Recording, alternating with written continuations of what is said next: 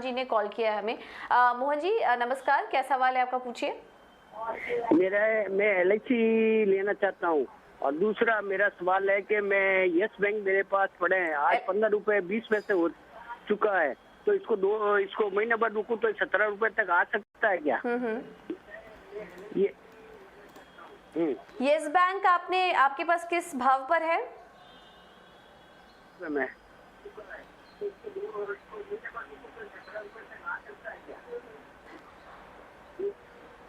चलिए, इससे संपर्क नहीं हो पा रहा है। यस बैंक का लेवल्स तो हमें नहीं पता है, बट रवि आपसे जानना चाहेंगे, एलआईसी ये खरीदना चाह रहे हैं 60, इस वक्त अगर हम देखेंगे तो करीब 676 के आसपास कारोबार कर रहा है। एलआईसी पर व्यू दीजिए, क्या करें? और यस बैंक पर भी आपका जवाब लेना चाहेंगे, क्योंकि ये जानना चाह रहे हैं, अभी फिलहाल देख सकते हैं कि 15 रुपए के आसपास कारोबार कर रहा है। कुछ समय और होल्ड करें तो ये जानना चाह रहे हैं क्या 17 रुपए तक के लेवल्स इसमें देखने को मिलेंगे? तो दोनों ही स्टॉक्स पर अपना व्यू शेयर करिए।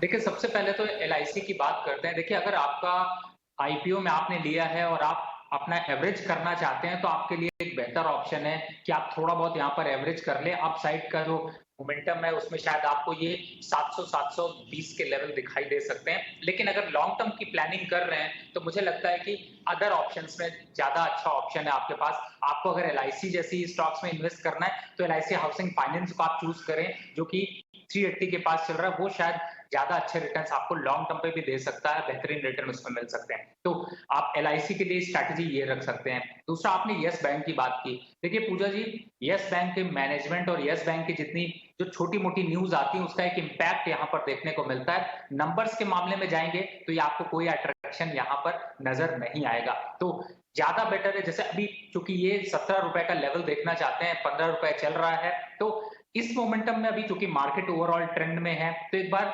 16.5 और 17 के लेवल आ सकते हैं। लेकिन एक आम इन्वेस्टर के पॉइंट ऑफ व्यू से अगर 17 रुपए आता है या 16 रुपए जो चल रहा है, ये सिर्फ एग्जिट करने के लिए यूज करें। आप अपना टाइम और पैसा दोनों यहाँ पर बचा सकते हैं वेस्ट करने से, क्योंकि इनमें मार्केट को के साथ में रिटर्न देने की कैपेबिलिटी नहीं है। तो मुझे लगता है कि आप क्लियर कट यहाँ पर डिसीजन लें, इन्वेस्टमेंट करें तो रिटर्न की जरूर सोचें।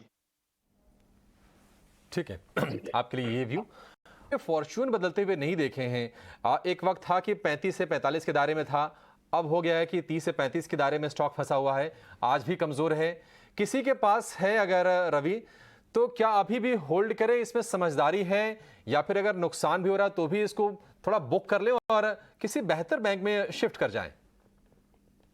अभिषेक जी, एक बात को समझिए, इन्वेस्टर आपने मैनेजमेंट से इतने बढ़िया क्वेश्चंस पूछे कि क्लियर कट इंडिकेशन यहाँ पर मिलता है कि आपको आगे क्या करना चाहिए। देखिए, अगर आपका कोई बहुत ज्यादा प्रेम है पीएनबी के साथ तो आप बिल्कुल अभी आप बने रह सकते हैं। और अगर आप स्ट्रैटेजिस्ट हैं और इन्वेस्टमेंट करके रिटर्न कमाना चाहते हैं तो मुझे लगता है कि आपका जो सजेशन है वो ज्यादा अच्छा है कि आप स्विच कर जाएं। अब स्विच किस पे करना है, उन स्टॉक्स की हम रिकमेंडेशन पे अगर जाते हैं तो आपके पास पहला ऑप्शन आता है बैंक ऑफ बड़ौदा, दूसरा ऑप्शन आता है आपके पास डीसीबी बैंक, तीसरा ऑप्शन आता है आईडीएफसी फर्स्ट बैंक।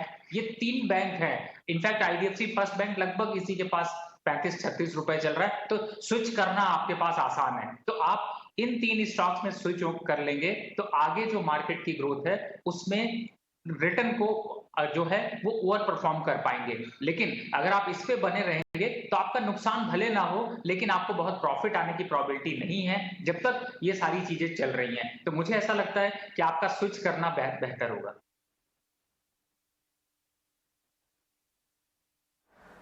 ओके, ठीक है। तो ये राय पीएनबी पर इस वक्त आप